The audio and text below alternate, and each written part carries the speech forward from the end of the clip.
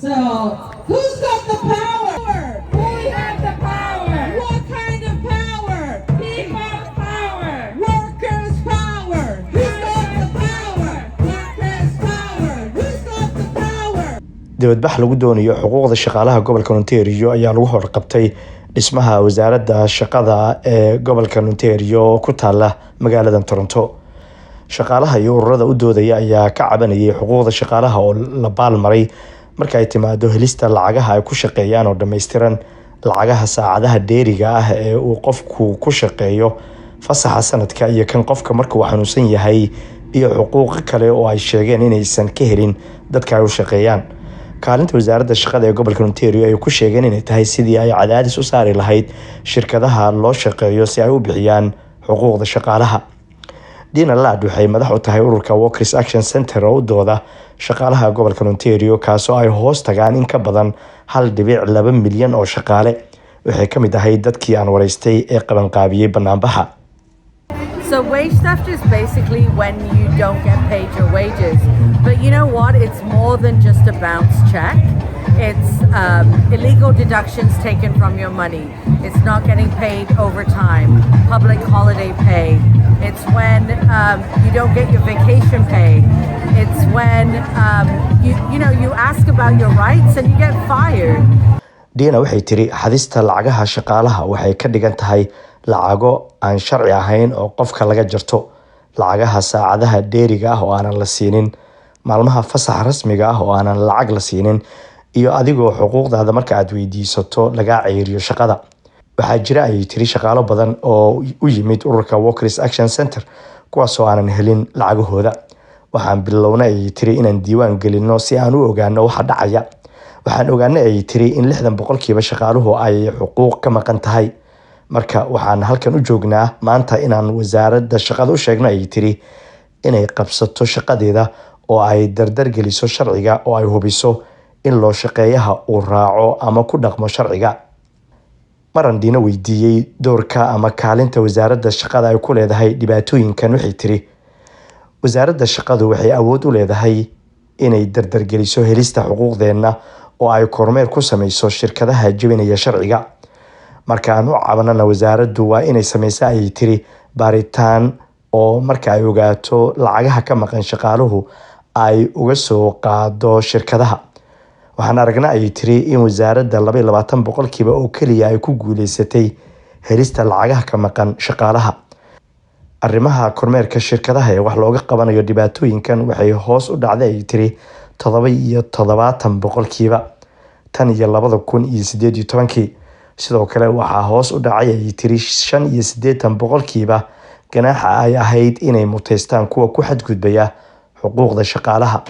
marka taas waxay ka dhigan tahay ay tiri inaysan adeegsanaynin wasaaradda awoodda ay haysato. Have gone down 85%. So they're not using the power that they have to enforce the law. So what does that mean? That means that employers have a lot of confidence in breaking the law because they don't face any consequence, right?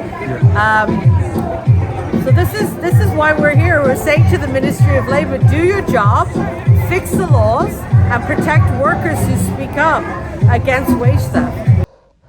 dadka si dhameystiran aanan u helin xuquuqdooda waxaa ka mid ah Soomaalida degan gobolka Ontario gaar ahaan magaalada Toronto. waxay sidoo kale qayb ka ahaayeen dadkii dibadbaxa dhigayay.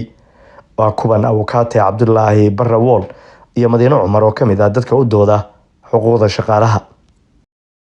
banaanbaxan waxaa loo qabtay shaqaalaha Ontario oo laga dhacay lacagta laga dhacay kambaniyada ay u shaqeeyaan lacagta ka dhacay ilaa iyo hadda lacagta la dhacay oo aan weli la helin 80 milyan oo dollar waaye muxuu ahaa shaqaalaha Ontario marka la isku daro oo 12 milyan gaaraya qaarkood ayaa laga dhacay.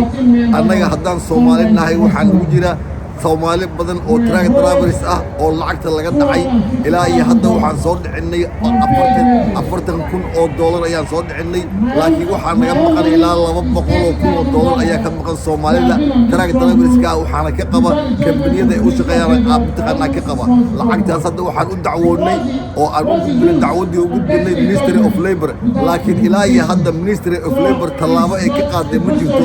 dacwadii waa la buuxiyay warqadihii waa loo diray waxa waaye waxay hadda ilaa ilaa laga joogaa inta ay lacagta laga qontahay wata dhanka kale lacag kordhinta laga hadlayo lacagta ugu yar dhibaato badan laga sheegtay taasna maxaad weli damacsantii lacagta laga maxaa lacag kordhinta waxaan hadda u dagaalamaynaa boqolkiiba 20 doolar saacadii in laga dhigo ayaan u dagaalamaynaa laakiin lacag ma aha waa bedeli doonaa arrintaas in la bedelo waayo living wage-ka nolosha laguma noolaan karo lacag ka yar 27 doolar saacadii ka yar laguma noolaan karo marka arrintaas dagaalka waa ku jirnaa qorshaheedaan ku jirnaa waa wadnaa waxaan rajaynaynaa hadduu sanadka soo socdo bilowgiisa inaan bilowno lacagta minimum wage-ka oo lagu shaqeeyo in la gaarsiiyo 27 doolar saacadii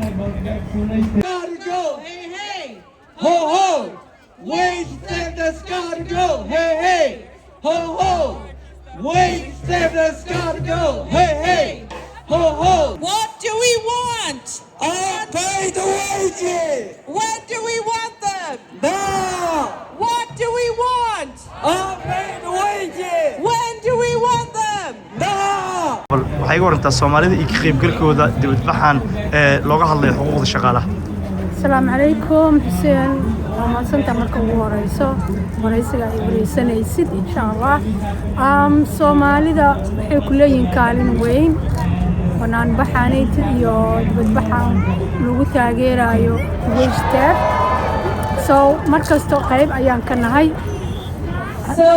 قريب وين أيام كنا هاي وقريب قادنا shaqaalaha gobolkan ayaa ka dhursugaya tallaabo degdeg ah oo ay qaado wasaaradda si ay xuquuqdooda u helaan waxay ballan qaadeen inay sii wadi doonaan dibadbaxyada ilaa qof walba oo shaqaale ah uu si buuxda u helayo xuquuqdiisa fadlan si dhow noogu xirnow si aad wax uga ogaato arrimaha Soomaalida Kanada iyo guud ahaan dalkan Kanada mahadsanidin